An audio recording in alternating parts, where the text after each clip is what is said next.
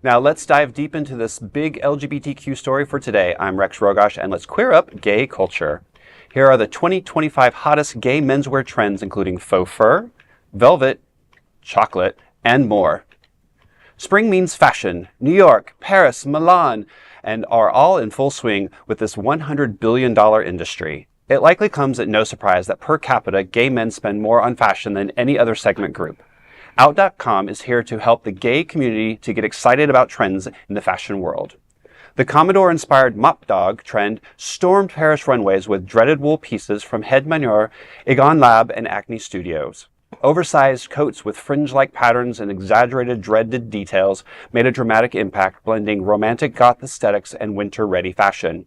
What's the big color this year, you ask? Surprisingly, chocolate tones are making a delicious comeback. Bottega Veneta started the trend, but this season's Bianca Saunders milk chocolate leather jacket and waxed trousers stole the show. Saci, Louis Vuitton, Dries Van Noten, and Zegna added rich variations with luxurious overcoats and matching scarves. Leopard print remains the wild card of the season, and Louis Vuitton and Dolce Gabbana-styled leopard coats overstated layers for fierce but mostly approachable looks. Lanvin's oversized leopard coat with denim and MSGM's bold blue shirt and khaki combos provided animal prints, and they could be versatile. Faux fur is everywhere too, from Prada's draped pelt overcoats and bubble vests to David Koma's maximalist faux fur sweatsuit. This trend channels luxury and drama. Saint Laurent added American Psycho vibes with fur accents, encouraging fans to go big or go home. Velvet is also crushing it, with Emporio Armani's pinstripe suits and Giorgio Armani's vibrant blue velvet sneakers. Willy Chavarria brought romance with crushed velvet suits adorned with brooches, merry floral pastels, and decadent menswear trends are about to own your boldest self. Dress fierce, stay fabulous, and check out more details at out.com. Well, okay, first that was a tongue twister. There was more designers there than Beverly Hills. But I liked the fact that color is making a comeback. You know, gray upon gray upon gray has always been, a staple for many, many years. And with everything that's going on, it's good to see designers stepping out and bringing us stuff that's going to lighten our spirits. Faux fur and fringe is fun and fabulous. Maybe not always Florida friendly. But chocolate definitely is a great color, and shades of brown to lighten up everybody's wardrobe. I'm sure the summer line will be coming soon, or probably previewed already. These are probably the next winter lines. Well, I did see faux fur shorts online, and some faux fur hats by some baseball caps, actually. The faux fur baseball caps online already. So if you want to bring your faux fur into more of a summer style, why not?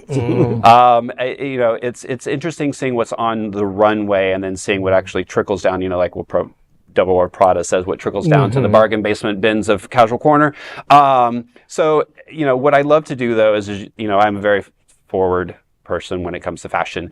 And I think taking cues from what you see on the runway and making it your own is actually the best thing. Just don't go and buy it off the rack. So it should be a really great way to express yourself. Yeah, I saw those furry shorts on the TikTok shop. Very high fashion there. I think of this story, and my first thought is Oscar Wilde said, fashion is so ugly it has to change itself every 6 months. I see that in our today's fashion industry. I think Fran Lebowitz, she was talking to Harper's Bazaar this week about fashion, and she made some really great points that I wish I would see more in fashion, which is more of a critique of fast fashion and going back to high quality pieces. And she's like, not everyone, you can't afford to get all nice stuff, but try to, when you can, invest in pieces that will last longer. And I think that's a great piece of advice. As for chocolate, we can call it chocolate. It just looks brown to me. Right. And when I think of fashion, I think of Fran Lebowitz. She is the premier photographer of everything. She is genius, for sure. For me, my practical advice is when you see these looks, go back to a thrift store, go to vintage fashion, because Yeah. what is old will be new. Everything will recycle. We just seen an 80s revival. Now we're about to see 90s revival. Also quality. Anything made pre-Great Recession was made at a much higher. I worked agree. I worked at Banana Republic right up until and right after the Great Recession. There was a huge change in quality, not just at Banana Republic, J. Crew, all of the ones decent companies. I have stuff that is aren't 25 years old. I have stuff that can actually buy a drink. Yeah. I've met those guys. Well, and there is something about quality fashion. I think there is a place for fast fashion as well. I think the key about fashion is, like they're saying, make it fierce, make it fabulous, but make it your own. Don't show up with something right off the runway if you're not somebody from the runway. Put something on that you feel comfortable in, that is it doesn't have to be trendy. I, as a designer myself, I tell people, you might like avocado green and it might not be in fashion right now, but if it's something that you love, it's always going to be in trend for you. So I think that, fashion is something that is a great place to express yourself. I want to ask you something very particular though. Okay, if I'm 6'1" and I have a 30-inch waist and I weigh 190 pounds, yeah, I can wear anything. Correct. That is not who I am though. That's not who a lot of people are.